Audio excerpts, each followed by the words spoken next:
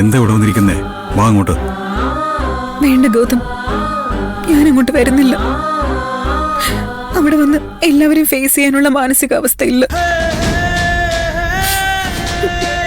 അമ്മാവനും അമ്മയും കൂടി നിഖിലിനെയും കൊണ്ട് ഇവിടുന്ന് പോയിട്ട് എന്തായി കാണുമെന്ന് എനിക്കറിയില്ല. ആകെ ടെൻഷനും നാണക്കേടും എല്ലാം കൊണ്ടും വയ്യ എനിക്ക്. നോക്ക് നിധി, ഇതൊന്നും വലിയ കാര്യമാക്കി എടുക്കേണ്ട ആവശ്യമില്ല. വിട്ടുകളാ.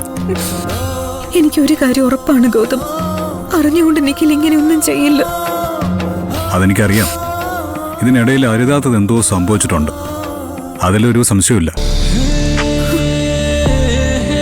ഏയ്, നീ മാറിയെന്ന് എല്ലാവരും ശ്രദ്ധിക്കും. പ്രണവിന് വേണ്ടി ഞാൻ വേറെ കേക്ക് ഓർഡർ ചെയ്തിട്ടുണ്ട്, അതിപ്പോ കൊണ്ടുവരും.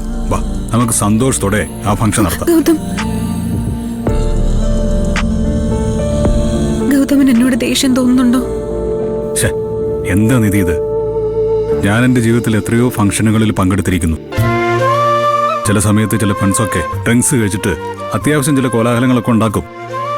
അതൊക്കെ സ്വാഭാവികമാ, വിട്ടുകളാ. ഞാൻ പറഞ്ഞില്ലേ, നിഖിൽ ഒന്നും മനഃപൂർവ്വം ചെയ്തല്ലാന്ന് എനിക്ക് ഉറപ്പുണ്ട്. എന്താ സംഭവിച്ചെന്ന് നമുക്ക് സാവധാനം കണ്ടുപിടിക്കാം. വെറുതെ ഫീൽ ചെയ്ത് നിൽക്കേണ്ട സമയമല്ലിത്. അവിടെ കേക്ക് എത്തിക്കാണും. നീ വാ, നമുക്ക് പോയി ആഘോഷം മനോഹരമാക്കാം. വാ, വന്നേ ഇങ്ങോട്ട്.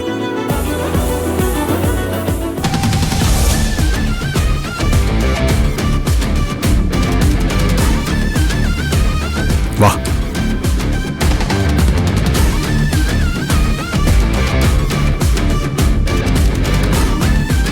സോറി പ്രണവ്, പറ്റിപ്പോയി.